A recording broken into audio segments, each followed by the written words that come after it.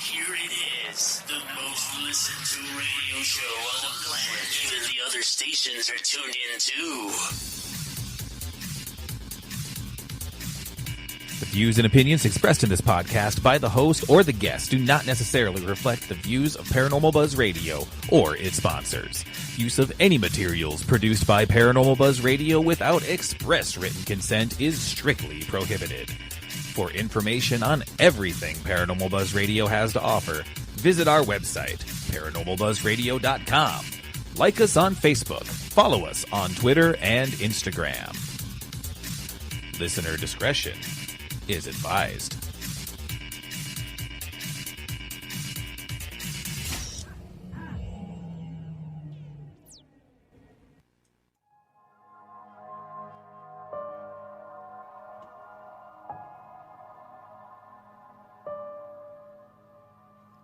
Paranormal Buzz Radio is proud to present Girls vs. Ghosts, The Mind's Eye with Stephanie Hutnik, live only on Spreaker.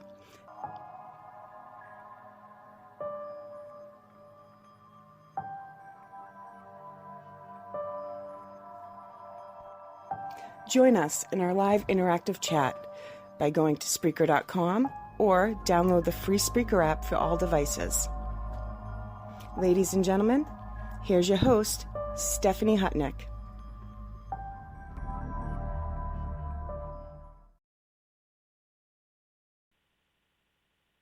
Hey everyone, and welcome to the Mind's Eye on our all-new day and time. Sundays now at 6 p.m. Eastern Time. You can catch us on the first and third Sunday of every month. I'm already laughing and sitting here next to the one and only Erik Knapp. Welcome, Erik. Hey, how's it going? So, for those of you who don't know him, he has been in... You don't want to. Well, there's that. That's part of it. But he's been in the paranormal field for over 20 years. He also happens to live with me. You make me sound old with the 20 years thing. You always say that. You always say I've been in the paranormal for 20 years. 25 years, give or take. Okay, so you're old. Yeah, I am pretty old. Yeah, so it's okay. Yeah.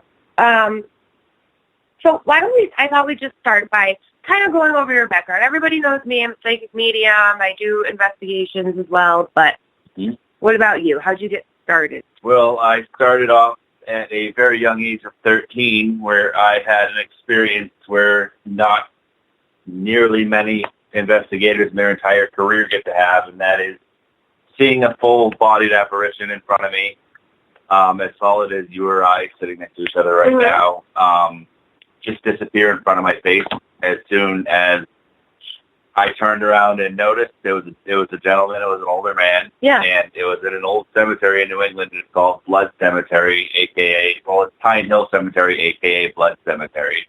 Why is it called Blood Cemetery? Because the family of the Blood were murdered. So that was their name. Well, they were buried in the cemetery. Gotcha. The family last name was Blood, and they were murdered in a farmhouse behind this cemetery in the late 1800s, and then ended up being buried in this really old cemetery. So forever it was folklore to be haunted, and it was a big scary tale going around where I grew up. So I ended up going out there when I was 13 with some friends, and I saw. We were just kind of exploring. There was three of us, and we were all kind of in different areas of the cemetery, so we're all kind of parted off to different areas. And I'm walking along the back brick wall, which is behind that wall, maybe at 100, 150 yards out, was that farmhouse still there. Abandoned. Do people live? No, it's abandoned, but it's still there, like I said, abandoned. And so I'm at the wall right behind me is this house, and I'm walking along the edge of the wall, going towards the back end of the cemetery. And, anybody who does the paranormal thing, well, I mean, maybe not everybody, but the majority of people at least have an experience where they feel like they're being watched. Or you'll have the hair in the back of your neck stand up, and you just have that feeling something's behind you. Yeah. Well, that's what happened to me. So that's the first instinct and first thing that I felt. So I turned around, and no word of a lie, about 5 feet behind me, there's a tree, and I noticed a gentleman standing there.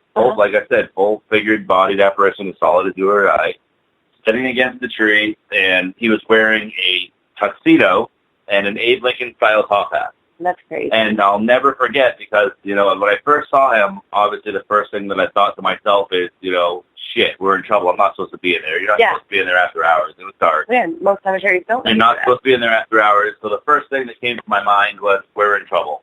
And then as soon as that went through my head, him and I literally locked eyes for what seemed like an eternity. It was probably a couple of seconds.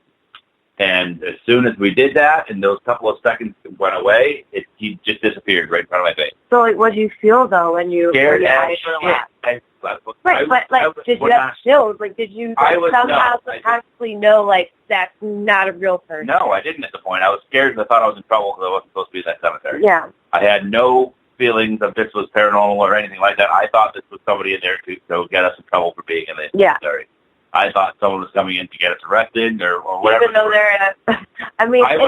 it happens so quick, you don't put that together. I get that. That is crazy because you never... I didn't have enough time to think what the hell was going on. Yeah.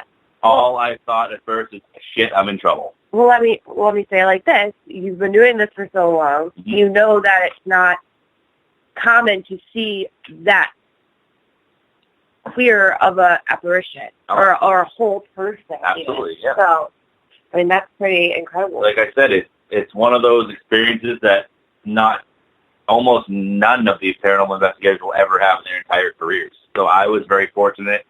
I don't know if it's a curse or a blessing, but it ended up working out for me because after that happened to me, I ended up being more interested into it. At that point, I was more into just thrills and being scared because I was always into the spooky things and the scary movies. So after that, it kind of turned me more from the horror, scary stuff into more fascinated with paranormal. Yeah. So then that's when I started, doing research, getting all the books that I could, researching and reading and just trying to figure out, I'm not going to lie, for the first, I would say 2 to 3 weeks after this happened, I was terrified. I was 15 years old, so I was having nightmares. I was scared. I was straight out scared. Rightfully so. And then after that went away, I was more fascinated and I was more questioning, what did I see? It's possible. What could it have been? I know what I saw. Mm-hmm. I knew what I saw. And there's no doubting it in my mind, telling my friends when I saw that were there, just somewhere else, right? I screamed and ran like a little bitch out of the cemetery. Now, the funny part about it is, when I screamed, we were all different parts of the cemetery, like I said. So when I screamed like a girl guy. So when I screamed and I ran, what did my friends do? They screamed and they ran. They didn't have any idea what I saw. Out of the cemetery, and then so I told them what had happened, and it's unfortunate that none of them got to witness that, but they could obviously see the fear of the terror in me. I have to think, investigating too. It seems like when you're in larger groups, the activity seems to decrease. Oh, absolutely. And so I want to say that if they were all standing there with you, that probably would have never happened. Yeah. Or less likely to happen anyway. There's a different thing when you're dealing with larger groups. So if you're in a haunted location and you're dealing with a larger group and everybody's trying to do the same thing, everybody's trying to find some paranormal activity, who's to say that if you do hear something, you're not going to say, oh, it's just somebody else inside our group? Because there's so many people in there, you're not going to be able to determine what's paranormal and what's not. Yeah, it makes it a lot harder. Yeah, absolutely. Sure. So there could very well still be paranormal going on. You're just going to just brush it off as being somebody with you. But you're going to instantly want to debunk it. So it is true. The limited amount of people that you have with you is better. Well, you know what? That's a good point. It probably still is happening. You're just not going to notice it. Absolutely. You're just not going to notice it. There's so many people. Everybody talks. Everybody farts. Everybody does all this weird shit together. Yeah. You guys, apparently everyone investigates and farts the whole day. Everybody farts and blames it on demons. Tries to scare each other, and it's just, it's more or less when you're with the groups, everybody's just having fun, Right. But if you want to get serious about it, then you got to really get down to a couple people. And bring gas bags, just in case. Anti-diarrheal. Okay, so you have this incredible, life-changing experience that leads you to this huge career. Yep. What were the next steps like? So, did you do this on your own? Did you have guidance and mentors, or? I started to do it on my own. Like I said, for weeks I was petrified. Mm-hmm. So, and then I really started off with the knowledge thing. I read as much as I could, online stuff, anything that I could do. You know what I mean? To try to understand it a little better off. And then from there, in 2002, I founded my first team, which is New Hampshire Project Paranormal, which, like I just said, 2002 I founded. It's actually still running today. Yeah. I live in Savannah, Georgia. Obviously with you. Did you? But this team is my home team, and it's still being run by my best friend and my lead investigator, Kyle Palmer, who's doing a very, very good job with the team at home. Yeah, shout out to Kyle Palmer. So if anybody in the New England area does need paranormal help, there's no charge. Go to Facebook and look up New Hampshire Project Paranormal and send them a message, and we'll take good care of you guys. So they are always free. Oh, he got right to the point. No, they really are. They're a great group of people. So definitely do that. But I want to just really briefly keep talking about your journey really quick before we break into the Savannah Experiment. But, I mean, everyone knows you're my boyfriend at this point. It doesn't really matter, but... Oh, it's so, drop the secret. Big secret, boom. That's the Savannah Experiment, guys. This journey you've been on, though, obviously... being with you, I know a lot about it, but there's so much that I think people would be so fascinated and interested in it. For those of you who don't know, he just held his first Paracon earlier this year in January, where Tony Spera, Dan Rivera, Anthony Dino Holmes came with Annabelle, the real Annabelle. And we were very, very lucky in the fact that our convention was the very, very first time that Annabelle has ever been brought out into a public convention like that, ever, and could be the last, as far as I'm concerned, with the people that are doing this. Fake Annabelle dolls at different conventions now. Everyone, do yourself a favor and do not fake having an Annabelle doll at a convention. Put John Zappis right there. Yeah, pretty stupid. And then say you're John Zappis' cousin, like while you're telling John Zappis, John Zappis is your cousin. Yeah. Don't do it. So that was a great, successful event, and we're very blessed with the people who were involved. You were there with me, so you've seen how close, like, everybody that I had at the convention, we're all like family, and we still are. Absolutely. So it's great to have that bunch of people all come together and make it a successful event. Mm-hmm. So I guess that's what I was getting at. Is like your journey. You've been blessed to have these like great people alongside you, not only the members of your team, like Kyle and Sully and Stacy and Mindy and everybody, but you've had these other great people like Tony Spera, James Anito, Sherry Marie DiBenedetti, Colleen Costello. I mean, Sam, you know all these people. I could go on and on and on and on. There'd be hundreds and hundreds of them. So who has been the most influential person on your journey to you so far? My entire journey? Yeah, it's paranormal. I really don't. I couldn't pick one. There's been so many. See, this is the thing with the paranormal. There's a lot of bad people out there, and you learn that as you go. And as far as everybody that knows me, like, I'm very credible. I've built my reputation up. I've never faked anything, and I never will in my entire life. Yeah.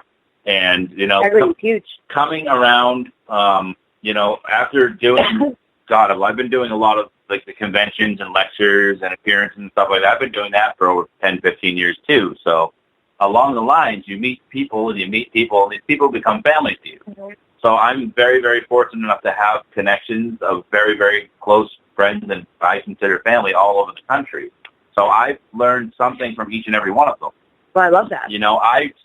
I'm no expert at all, and I'll tell everybody that. I'm not ashamed to say I'm not an expert. I'm not ashamed to say, oh, you know what, you just taught me something that I never even could have even thought of. You know what I mean? So I'm still learning every day. And like I just said, I learn from everybody that I work with. I get pieces of information and knowledge from each and every one of them, and I still do to this day. That's why I love going. I even learned some stuff from you. You have? How to make the bed. Non-paranormal related stuff. But Darren wants to know if Tony took Annabelle out of the case, and Darren, no. That's something that would never happen. Darren, I will tell you this, though. Meeting Annabelle was life-changing. We got to go in there before the presentation with her and the demonology panel, and I'll tell you this. Tony standing there, Dan standing there, the cops and their entourage, their team, Dina, Anthony, James Anito were just walking in, and it's like before you can even see the case, before you can even see Annabelle, like, it's like you just get hit. Yeah, you can feel it. And I'm a psychic medium, so I'm very sensitive. I literally looked at Anthony and Dina and started sobbing, ugly, crying. And I just looked at them, and they're like, it happened. Yeah. It happened. Don't worry, it happened. And I didn't feel right for days. I really didn't. It was like true. something took over me. I don't know. It was weird. But even in her case, and it has like the wood, like soaked in holy water. They have like 17 different things for protection in that case. It still doesn't matter. It's handmade by Dan Rivera. He did a fantastic job. It's incredible. But you know what? I almost forgot that the Conjuring mirror was there. I forgot the Conjuring mirror was even there for a second. They also had the Conjuring mirror from the original Conjuring house with the Perron case the Warrens did at the convention as well. So they had that on display. And one thing that I was going to say about going back to Annabelle, it's already a little intimidating enough to know that you're about to go in a room alone with the people who own Annabelle and go see her before everybody else gets to see her. And we got to spend a good half hour with Annabelle before anybody even was there. And the most intimidating part for me is when we're in the parking lot with Tony, you and I. Yeah. And Tony's like, come on, I'm going to take you guys in and meet her. Mm-hmm. So we're like, all right. And what did Tony do? He takes out a bottle of holy water and starts throwing it at us. Yeah, Tony doused us in holy water in the parking lot of the hotel. He goes, hold on, you're going to need this. Start throwing holy water at us. And then right from then, I knew we were in trouble. Yeah. You know, I have pictures, obviously, with Annabelle, me standing there with her. We'll post our pictures on our pages after with Annabelle and Tony. Yeah, and I'm just going to interrupt really quick. I want to say hi to Darren, Kim, Shay, Matt, Wolf, everybody, Madison, everybody in the chat. Thank you so much. Ask anything, literally, Robin Books. Yeah, so. nothing's off the table here. Kieran said I'd be shitting my pants. You know, it almost happened. It almost happened. It's one of those moments where, like, you're glad you had the opportunity to do it, and with with Tony and his crew and everybody, they're really, really, really nice people. Mm-hmm. So we were very fortunate, and now we're very close friends with all of them. So. It's very nice to build another relationship with these people. Absolutely. And be able to have the opportunity to see some of the stuff that the Warrens actually work with. You know what's crazy? Like, I'm still newer in the paranormal field. Everybody knows that. But I can't imagine, like, so I obviously know what, like, the real Annabelle looks like compared to what we see in the movies. Yeah, completely. They didn't have the Raggedy Ann. I know, but I almost, like, wonder what, I don't know, because I guess I lost my thought. But I was basically saying, like, a lot of people think she looks like she does in the movie, and if you didn't know she didn't, and you went and see that, you'd probably be like, what the hell is this? Yeah. Like, that's the funny part about it is, like, when you see... Because she's not scary looking. No, the only thing that makes it scary is because you know... She's a big Raggedy Ann doll from the 60s is what she is. And but it's funny, because if you see... like people posting pictures of when they get to meet Annabelle, and you'll see in the comments people like, that's not the real Annabelle. You guys are dumb. You guys are stupid. And then people will be like, actually, when you do your research, this is the real Annabelle. The movie one is not. Exactly. Yeah, people, it just goes to show you, people don't do their research before they start running their mouth. Right.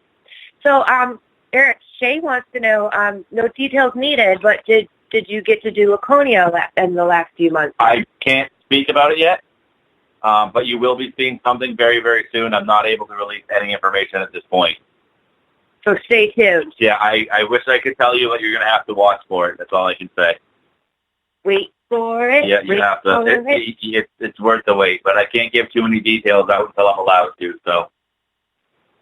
So let's segue into the Savannah Experiment then, because that's what we're here for. We've been teasing it and posting about it. We're just, Darren, the movie is just as menacing. It really is. So you and I met at a paranormal convention. Yep. And you had done my Facebook live show back when I did that, and but we never worked together in the paranormal. We never been actually at the same place at the same time. So we kind of just met and fell in love. Yeah, we did, didn't we? So this is actually, other than like a couple of smaller investigations here and there or events that we've done, this is our first time working together. So Eric and I created the Savannah Experiment. Well, I mean, maybe we should tell them like why we even came to Savannah. Well, we came here on vacation last winter. Obviously for the haunted history and everything like that, and both of us have always wanted to come and visit here. So we came here and visited. Both of us instantly fell in love with the area, and a couple of months later, we were renting a house down here. Yeah, we're crazy. We just moved here in 2 months. But I will say this, though, when you're getting to know somebody and you're having these conversations, it literally randomly just came up. Coincidentally, one day, I think I said something like, I've always wanted to go to Savannah. And he was like, shut up. Yeah, me too. So that's kind of why we decided to take the trip. And, we spent over a week down here. We came to Savannah first, St. Augustine. Daytona, did the whole... We were on a 2-week road trip. Yeah, we were, but we did fall in love, and there's so many things to love about this city. Its culture, its history. Obviously, it's paranormal history, it's haunting history, because there is no shortage of that whatsoever. But it's absolutely gorgeous, and it's kind of breathtaking. It's like magical in a way. Yep. I don't know if it's like all the Spanish moss or just knowing about all these different places that you hear on TV, you see on TV. It's hauntingly beautiful. It is. Okay, that's the perfect way to put it, actually. Hauntingly beautiful. Thanks. So apparently our hearts are also hauntingly beautiful, and we just had to be here. So then, obviously we wanted the opportunity to work together. And so we came up with a very good concept. Yeah, I think we did. So there's a lot of... a little while to come up with it. Yeah, and the name, and... We wanted to do something different than you normally see. And so what we ended up doing is, we figured we wanted to do some sort of a web series together. Yeah, in the art, arguably the most haunted city in the United States. Yep. Darren asked, is it most Savannah haunted? Darren, not only is that, but almost anywhere you step downtown, especially in the historic district, you're most likely standing on top of a mass burial of some kind, or a dead body of some, They're all underneath the street. See, the thing about Savannah is it's not just what you see, it's what you can't see. They're closed now. To the best of our knowledge, I think there's only one entry point at this point, but the city is full of underground tunnels. Yep. They're there for multiple reasons, to get to and from the river where the cotton merchants were and pirates. Yep. But also because of all the yellow fever epidemics and hiding bodies and storing bodies and keeping the sick away from the healthy. And human trafficking. Human trafficking. That was huge here. It was? Yeah. What? The pirates would do it. Oh, yeah. I thought you meant like current human trafficking or like money. Not current. I'm like, that we don't know anything about the pirates would come here and get people drunk and then steal them and make them work on their boat. Yes. True story. Exactly. So, it's insane. It's insane. So, where was I going with that? With our Savannah Experiment. Yeah. So, I wanted to answer Darren's question about it being most haunted. It's haunted. It's haunted as fuck, Darren. It is. And actually, we'll start with this. So we rented a house to start. We're like, we got to see how much we actually really like Savannah once we move there. We rented this house on the south side of the city. So we were away from the historical district, but very close to it. We actually lived on land that used to be old plantations next to the marsh. And the day we moved in, we drove for like 18 hours straight from Detroit. It was like 12:30 at night. U-Haul. And we're like, you know what? Let's just unpack the U-Haul. We're excited. Oh, that was all you. I was like, get a hotel. Well, I'm like, let's have a beer. Let's unpack. So we're carrying the mattress down our hallway. He's at one end. I'm at one end. And seriously, you hear this older woman's voice, clear as day. It was right in my ear, but you heard it too. Right in my ear. So we're like, wow, like 20 minutes in, and we're already having the experience. And that was just the start of that house. We've moved downtown since then, but that house we experienced disembodied voices.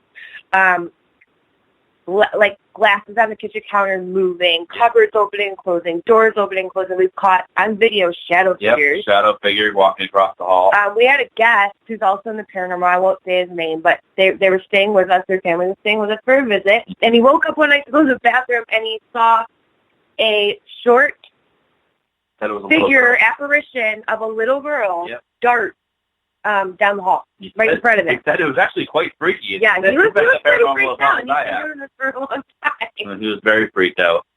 So, I mean, and so, obviously we've brought our equipment out, and we've got many times. so many there things was one and time, EVPs. Not to cut you off, but this is a funny story. Yeah. But there was one time where Stephanie was, I don't know what she was doing, if she was out shopping or doing whatever. I don't think she was with me, but I was like, you know what? I need to take a shower. And this is just me and the investigative part of me. I'm like, maybe if I take a shower and leave my recorder running in there and just talk to it, something will come through. And I did that. And I'm just talking and obviously leaving some time for the response. And no word of lie. While I was taking a shower, a spirit said to me, "What's your name?" on my digital recorder. Yeah. And I showed you it. It was crazy. It was like. And I was the only one in the house. Yeah. Yep. Yeah, and then we used to get things thrown. Yep, things to be thrown. I mean, so that was like right away our first experience, yep. And obviously that got us thinking even more. So we knew we wanted to do something. He's more of the investigator. I'm the psychic medium. Yes, I investigate, but it's back to the Savannah Experiment and the concept. Yeah. You want to tell them the concept? Well, we wanted to work together, so we thought, why don't we obviously investigate together? Mm-hmm. But throughout the investigation, you see a lot of shows or a lot of other things people do where the psychic does the walkthrough and then is not part of it anymore. Exactly. We're going to do this entire thing from start to finish together. Yeah, so we're going to utilize the best of our skills throughout our entire investigation while filming it and putting it into episodes.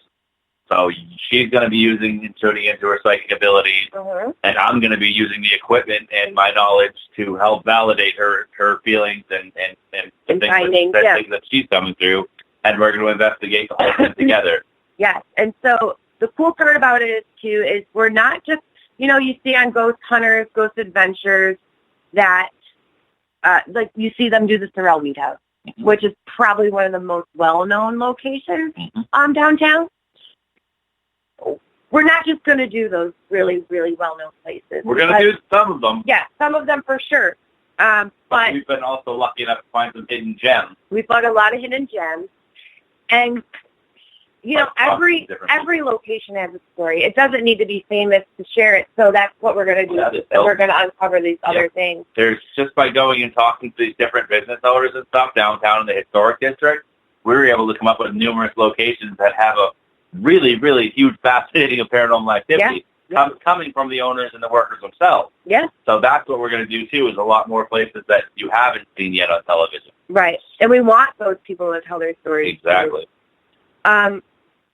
We have, will we do any residential? We don't know yet. But we have a really good starting point. We have a lot of great things lined up. We want to keep it Savannah-based. Yeah. And we're also going to do, which is also really fascinating to me and really exciting, we're also going to do, obviously we're going to do the haunted location stuff, but we're also going to look into some local folklores and stuff like that urban legends. Local urban legends, stuff like that, because there's a lot of that around here, too. Oh, so many. So we're going to see if we can prove or disprove some of those as well. Yeah. So, I want to tell them something. Go for it. Well, Shay just said she wouldn't want to know if she was in the shower. You were talking about your EVs. Yeah, I think I was just bored at the time. but you just really had to know right then and there, Shay. But it worked. It worked. It did work. So, I'm trying to think. So, Savannah does, I'm trying to figure out what story to tell them. To be honest with you, I'd keep them waiting. Well, They also want to know what Hangman Tours is, so I'm trying to. So Hangman Tours, guys, is already an established tour company, and I had met the owner of it in Milwaukee when I lived up there with my parents, and we decided to bring them to Savannah. So I am working as the managing partner for the Savannah division of Hangman Tours, where I have been doing all of the research, all of the digging, fact-finding, and script writing for these tours. There's going to be 2 tours available in about 2 weeks. We're going to start. I will be the guide in the beginning, and I'm really excited about it, but I've uncovered so much that you've learned a lot. A lot of it you would never know unless you really looked for it. And all that research also helped us in exactly. our new venue. Exactly. So So that's another cool, like, segue that we got for the Savannah Experiment. But 2 tours. So one's going to be more of the haunting history and the urban legends and myths of the city. And then one's going to be more historical, but with the twist of paranormal as well, just not as in-depth. So it's really exciting. The owner was here this weekend. We went and finalized everything, and it's going to be here soon. So I'm really excited about it. Is there a Facebook page for that for Savannah yet? Not yet. That's happening like in a couple of days, actually. That out there too. Yes, Sarah Hyatt said those are the best places the ones TV hasn't been in yet. Yeah, see, that's me. That was important to us. Me already being on a show and having shows and stuff like that, I wanted to, that's one thing that I've learned, is that people get sick of seeing the same thing, you know? So I wanted to do more of stuff, and I think we agreed on that from the get-go, that, yeah, we're going to try to hit some of these really famous ones, but we also want to keep the majority of our focus on some of these really, really cool places that haven't had their stories told. Well, right, and the reason for still doing some of these more famous ones is because you hear all these stories, you've seen them maybe on TV or in a web series of some kind, and you want to have that experience too. Yep. You want to go there and say, oh my gosh, remember when Ghost Adventures went to the Sorrel Weed House and, you know, that lady hung herself and threw herself up the balcony? Like, you want to go see if you can find anything out or capture some evidence. So, of course, that's cool. But we've been lucky enough to go to the Sorrel Weed House, and that place is badass. It is. It is super badass. cool. Super cool. But we really do want, we're gonna be, I'm like tripping over words, but what I'm trying to say is, like, we want this to be intimate with these locations. So there's a lot of people out there who legitimately need help. Yeah. And there's a lot of people, like we're talking about, these business owners and people that we've met in these places that aren't so well known, but still very historic. Mm-hmm. They're not only, you know, kind of misunderstanding what's going on, but a little intimidated in that, and they've come to us and asked us to help them. Yeah. So we're lucky that because you go to some places, speaking like you're not in Savannah, and you talk to these people, and a lot of people are like, I don't want anything to do with it. Mm-hmm. When you're in Savannah, everybody wants something to do with it. They do. They do. Well, because they all want to know what the hell's going on. You know, I think the paranormal and the ideology of there being life after death or having these experiences at all has been more accepted now, or is more accepted now. But down here, that's what they believe. You can't go anywhere in Savannah without hearing a ghost story. No, you really can't. And you go to Kroger, Publix down here, and they're like haunted. Yeah, everybody has a ghost story down here. Okay, Darren asked what TV network it's going to be on. Darren, it's going to be a web series. Yep, we're going to start off a web series. We're going to start it off on YouTube, and we're going to put it on Amazon Prime, and then see where it goes. You know, and that's not the goal. It's not the goal at all. It's more or less for us to have fun and work together. Yeah, we always wanted to do something together, and this gives us an opportunity to do so together. So we're more or less doing it for us to have fun together, help the people that need help, and let everybody see, you know, how we're doing it and what we're doing in Savannah. And I also think it'll be a good way for people to see what Savannah's actually like. Yep. I think everyone that hears of Savannah, yes, it's the most haunted city, but there's so much more to it. There is. And I didn't even know that until we moved down here and have been experiencing it on a daily basis. But yes, we want to entertain, but we want to do it with integrity and to really just paint you this picture and show you the story. And first and foremost, we want to try to get some answers to the people who really are looking for these answers, because we'd like to help better understand for these business owners who have no idea what's going on, but they know something's going on. There's one location, I'll just start telling them about it. I won't tell them where it is. That's fine. But there's a location that's going to be featured on it, and we actually start... What's wrong with my brain today and my words? Okay, so anyway, we started there actually because we wanted to have a drink. And we ended up talking with the owner. Of course, we asked I'll tell them the general area. It's 5 River Street. Yeah, and you tell them the story about what you did for him. I will, but River Street is where all the ships came in, the pirates came in, the merchants worked, the cotton factors. It's called Factors Walk over there for a reason. That's where they would make the prices of cotton. Smuggling, everything, you name it. Drug smuggling, everything. But the building we're in, having a drink, was built in 1775. And so we got lucky enough to meet the owner, and we're just talking with him, and he's like, well, there's an upstairs too. Let me show you guys around. So, of course, first thing we say is it haunted? Mm-hmm. And he says, yes. Yep. And that's funny. When you ask people that here, they don't flinch. They don't get weird about it. They just say it very matter-of-factly, yes. Yep. Yes. They don't go into detail. They just answer your question. And so I'm like, well, do you mind? And obviously at this point he knew what we did. So we did a walkthrough, and well, it was a psychic walkthrough. Well, yeah, it was more like my walkthrough. I said, let's take her around to where you have your experiences. Don't tell her, and let her see what she comes up with. And what'd you do? I did that, and the first thing I said was, I believe it was like there's a young man. I said things go missing. Yep. You go crazy, like you lost your keys, or you lost this, or you misplaced this, and I basically this entity or spirit. Spirit's not entity. Is basically he's a jokester. Yeah, he's a prankster. And they validated that immediately. And his face, he just jaw just dropped. Like there's no way you could know that, which is really cool. And also, there's a woman there, and this woman has communicated more than once that she was victim of soldiers, and it's sad too, guys, but of rape and abuse. Yep. And it's almost as if she really is stuck there, reliving it. She's terrified. And what did she say? Her name was Alice. Yeah. Alice. No, Allison. Allison. I heard Allison. So that's just one of the locations, and that's just one teeny speck of it. The best part about this place, though, is that I just thought it was so this is one of those hidden gems that we're talking about that hasn't been on TV, never had any events, never had any paranormal investigations done there. It's a business. But it is haunted as shit. Right, but it's just a working business. It's open every day as a regular business.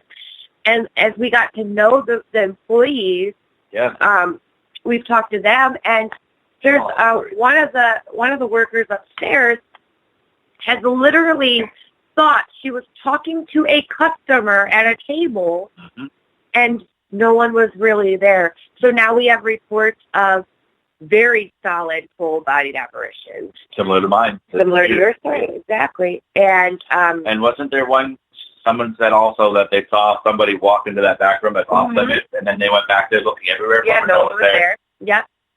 So there's quite a lot of activity there, different spirits. Whether they're trapped or not, I don't know. We'll find out. Yep. But we want to show everybody that. So that's basically what we're doing with the Savannah Experiment. And we are looking to premiere this October. So we want to do it a little bit before Halloween, so stay tuned. I'm not sure if anybody follows the Savannah Experiment page, but we are on Facebook. Yeah. So that's how you'll be able to keep up with all of our premiere episodes and, our little lives and cool little pictures that we take along the way. Yeah, Matt said, and doing it as a web series, we don't have to worry about the network editing the crap out of our content. Exactly. I always keep it real, and we put on whatever we want to. Exactly. So, so there's another part to this. There's a lot of people you may know that are going to also be a part of this. We have handpicked people in the field. People that are close and we trust. Yeah, people that we know that have integrity and do this for the right reasons and really want to be a part of it for those reasons. So you guys will be seeing some familiar faces in that aspect as well. Not just our faces, not just our mugs. Every so often we will have a special guest joining us. Not every episode. No, I said every once in a while. Yeah. Not every episode. Not every episode. But you will see some other faces that you'll recognize along the path we go. Which we thought would also be fun. To some of these people, yes, we know them. We want them to experience Savannah. Yeah, but we also maybe haven't got a chance to work with them either. So some of them will be investigating with us. There may be some other sensitives involved. Some may be filming it. Just you never know who's going to pop in and pop up for that. So that'll be really cool as well. Tiny, there's so much more we could really tell them. There really is. What do you guys want to know about the Savannah Experiment or Savannah and its haunting? Yes, we do have new T-shirts available. So Yes, we do. Go to the Savannah Experiment on Facebook and check out our new T-shirt design. Logo was created by Kyle Palmer, and the T-shirt looks really freaking cool. Well, when I came up, I'm taking credit for this. You did come up with the concept. I came up with the name the Savannah Experiment. You came up with that too. And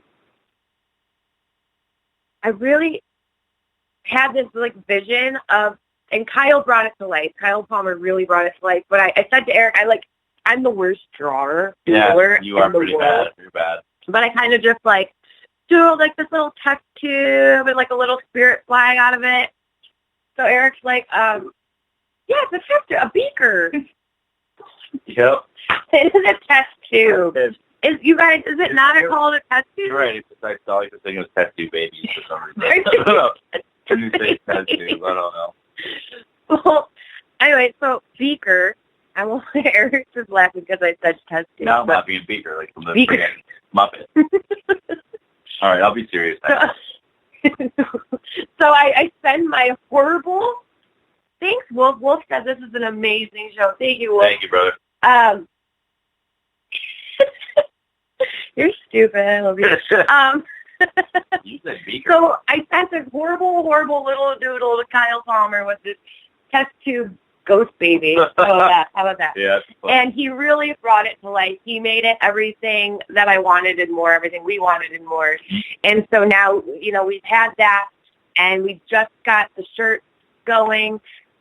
You can buy them through us right now through PayPal, but they will be on Amazon. Yep, and shirts are made per order and shipped to you right from the maker. So yeah, so when you order it, it's not just coming out of a box of 100. It's being made when you order it. They make it within a couple of days and ship them out. So yeah, so and we have color options. Yeah, which I like because there's a bunch of different color options, and you can actually. I think it's black. I think white looks the best, to be honest. The Eric likes the white one, and I think it looks sharp. Which is the one that we showed on the ad. Okay, I have makeup on every day. I sweat down here. That's not my I will fault. destroy my white either. Well, then maybe you should go to black. Yeah, I'm gonna. I'm gonna keep the white. But yeah, there are multiple color choices that you can choose from as well. And the shirts are $20 and $5 for shipping. So $25 includes your shipping anywhere in the United States. Absolutely. Which is a great deal. Yeah. Shirts you're gonna buy anywhere at $20 by themselves, and you're getting it shipped for $5. Yeah. Shameless plug, guys. Shameless plug. But definitely go to the Savannah Experiment Facebook page and check out that design, because Kyle really knocked it out of the park. Yeah. Thank you, Kyle. And what's really cool, and I want to tell you guys, I'm just going to tell them about Sorrel Weed House. If they don't know that, I'm just telling them about it. I won't say if we're going to investigate there or not on the Savannah Experiment, but... Or if we already have. But we did a live the other day from Laurel Grove Cemetery, and what's interesting is all the research we've done here and everything, the most famous cemetery here is probably Bonaventure. Yep. And you guys may have seen that on TV or some show as well. Colonial. Well, Colonial Park's very small, and that's mostly soldiers and things like that, which is fine, and it's very cool in its own right. And then you have the Ghost Boy video there on YouTube. But Bonaventure is insane in itself. But through research, I found this other cemetery called Laurel Grove, and it's just as big as Bonaventure and just as beautiful. Yeah, it is really pretty, which we have some pictures on there. Yeah, we just went there the other day for the first time, and I had to go live because I was just taken back right when we got there and started walking around. The age, the stonework, the carving of the statues, the way the Spanish moss sits right above them. It's cool. It's touching. It's Savannah. It's Savannah. But then you see the area of all the fallen soldiers, and that just really touches my heart. They even have the unknown soldiers marked with flags. A lot of graves say unknown soldier. But one of the most important reasons I wanted to go there personally was because the Sorrel family from the Sorrel Weed House, they're all buried there, the original owners. So really quick, I'll just tell you guys the story. The Sorrel Weed House, when the Sorrels lived there, Francis Sorrel with his wife Matilda, they had several children. This is back when slavery was still going on, and So the home has a carriage house in the back with their enslaved servant, Molly. Well, Matilda and Molly were very close because Molly, at that point, bathed her, dressed her, cooked for the family, cleaned for the family, took care of everything, really.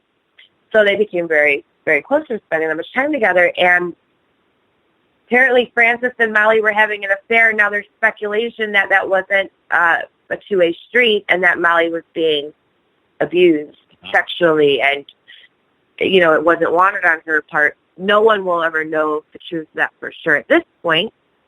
But Matilda found out about this affair and was so upset by this betrayal that it said she threw herself from the second-story balcony. Yep.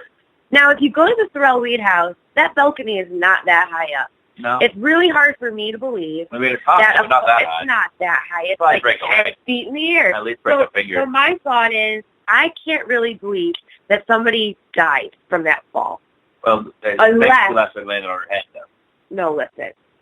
Unless, which is also speculated, she was thrown from the balcony by her husband, Francis. So there's all these elements, right? Did Matilda kill herself? Did her husband do it? Did somebody else do it? Was it assisted? Was her jump off this balcony assisted? Now, not only that, now Matilda's passed away. Matilda's thrown herself off the balcony. Francis is like, what the heck's going on? Molly, the enslaved woman that was having that affair, is now found hung from the ceiling of the carriage house. In her room. In her room. Yep. Now, was that guilt or was that murder? We need to figure out. And then not only that, if you've seen it on Ghost Hunters, they have a very interesting EVP in the carriage house in the same room where she supposedly committed suicide. Basically warning them, get out. Yep. Don't it was very good.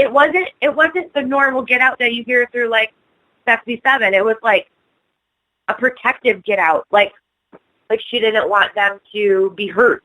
Honestly, that's like even the inflection in her voice. That was impressive. So anyway, I'm all over the place with this. But my point was, after knowing that story, being in that house several times, being in that carriage house, feeling that, seeing it on TV, for me, wrapping it all together was going to Laurel Grove and seeing where they were all buried. Yep. Now, what's interesting about that is Matilda has a stone there as a memorial for her, but her body's not actually there. Now, it said that her body is buried somewhere else in the cemetery unmarked, but I guess you couldn't prove that, right? Yeah, so you wouldn't be able to prove it. So you couldn't say for certain where her body really is. Right. But I want to know, I just feel like there's so much conspiracy revolving the Thorell family. Like, okay, so she falls to her death. Molly is hung, whether it was by her own hand or not, who knows. And then again, if Matilda was murdered, she did it on her own. And then now you're telling me that her body's not even where it's supposed to be. Mm-hmm. Why? Nobody knows. I want to know why. I don't know why. But I want to know why. Psychic. So, who knows, guys? But maybe some of that will be revealed. Could be. Sorry, I was just all over the place, guys. Apologize for that. So, if you guys have any more questions for us before we go, let us know. Another cool thing we'll talk about really quick is, so stay tuned for that in October. I'm hoping, I think Eric's also hoping, it's before Halloween. Well, that's the goal. The goal by Halloween. Yeah. And then, so stay tuned for the locations, the history, the guests, and a lot of work. We put a lot of work into it. Yeah. Yeah. But it's a labor of love and passion and intrigue, and I think you guys will be very pleasantly surprised. And then if you come to Savannah, which you all should, you guys can literally come on a tour with me. Yep. And see all this cool haunted stuff. Absolutely. But also Eric and I are going to be at some events coming up together for the Savannah Experiment and for ourselves too. The next one is Bolster City Paracon. Yeah, Bolster City Paracon in Arizona, September 26th, 27th, 28th. Yeah. We'll be there with Jay and Marie Yates, Sherry Marie DeBenedetti, the Reap, Michelle LeBaron, Casey. Mike Casey, David, what's the guy's name? I forget it. We're really going to talk about it. He was just on Alien Highway. I can't think of his name. I know it. I don't know why I can't say it right now all of a sudden. And then Central PA.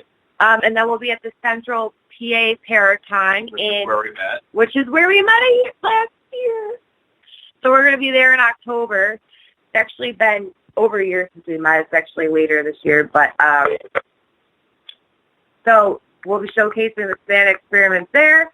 And it's going to be really, really cool and really fun. Darren wants to know, honey, what is on our bucket list for both? So, as far as Savannah? Does it have to be Savannah, well, Darren? Or? I'll go first with my bucket list. I have two top ones that I want to do.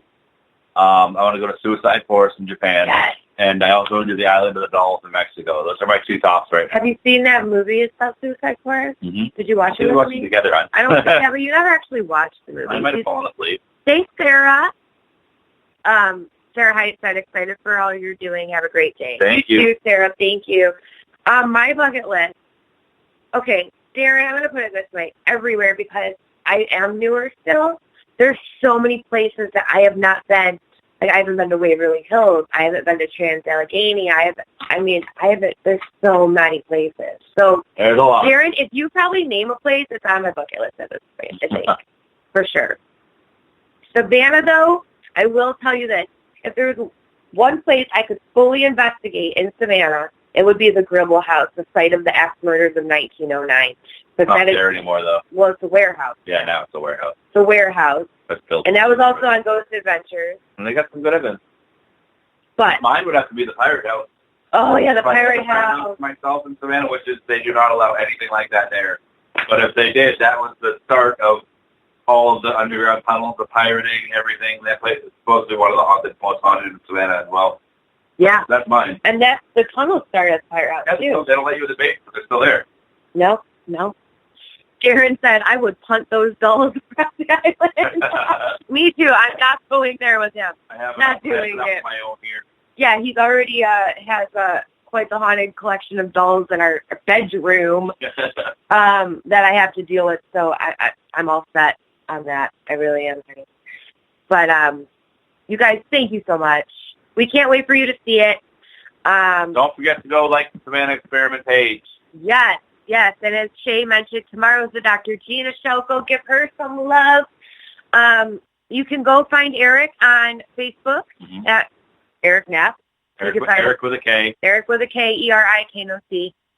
Facebook, Twitter, Instagram. Yes? Yep. You can check out his team, New Hampshire Project Paranormal, on all those social media outlets as well. Which is still up and running in New England, so if anybody needs any assistance out there paranormal-wise, feel free to send them a message. Absolutely.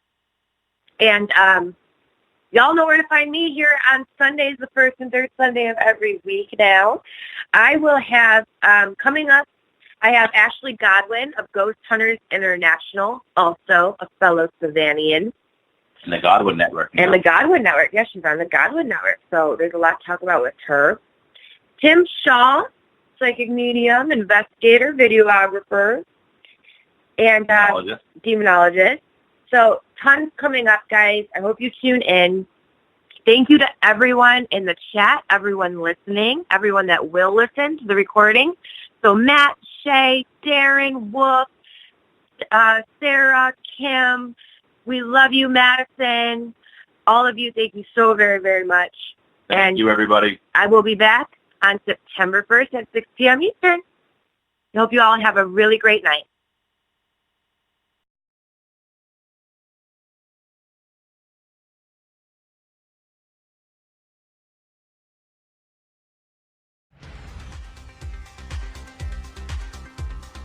Thank you for listening, and for all things Paranormal Buzz Radio related, check out our website at paranormalbuzzradio.com.